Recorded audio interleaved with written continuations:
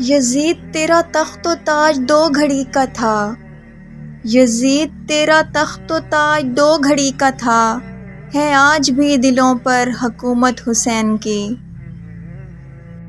السلام علیکم ورحمۃ اللہ وبرکاتہ۔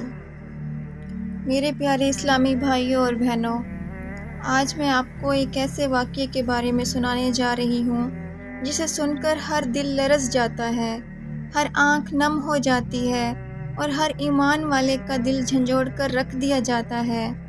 جی ہاں، واقعہ کربلا۔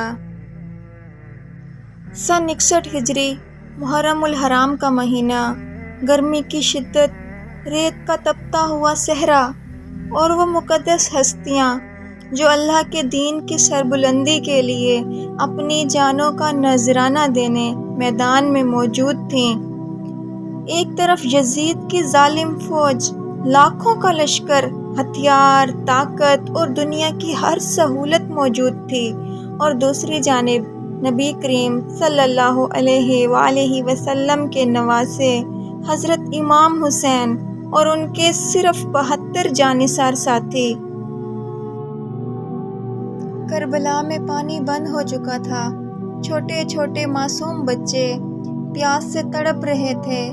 حضرت علی اصغر رضی اللہ عنہ، ایک 6 ماہ کا معصوم بچہ جسے دیکھ کر پتھر دل بھی پگھل جاتے، لیکن دشمن کے دل پتھروں سے بھی زیادہ سخت ہو چکے تھے۔ امام حسین نے پانی مانگا، لیکن جواب میں تیروں کی بارش ہوئی اور اس معصوم بچے کی گردن پر تیر جا لگا، جس کی پیاس قیامت تک انسانیت کو رلائے گی۔ پھر وہ وقت آیا جب امام حسین خود میدان میں اترے، اپنی جان کی پرواہ کیے بغیر حق کا علم بلند رکھا۔ ان کے جسم پر زخم لگتے گئے، خون بہتا رہا، لیکن ان کے قدم حق کے راستے سے 1 انچ بھی پیچھے نہ ہٹے۔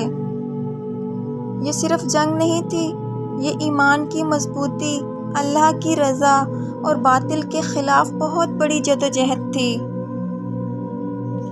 آج ہمیں واقعہ کربلا صرف سننے کے لیے نہیں بلکہ سمجھنے کے لیے ہے، اپنی زندگی میں اپنانے کے لیے ہے۔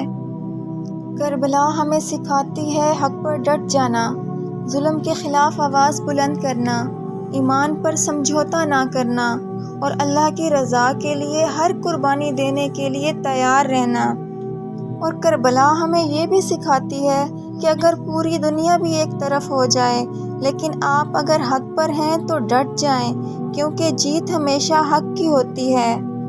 آج کے دور میں ہم سچ بولنے سے ڈرتے ہیں، ہم ظلم کے خلاف زبان کھولنے سے ڈرتے ہیں، ہم حق بات کہنے سے پیچھے ہٹ جاتے ہیں، لیکن کربلا کی مٹی ہمیں پکار کر کہہ رہی ہے، اے مسلمانوں، امام حسین کے راستے پر چلو۔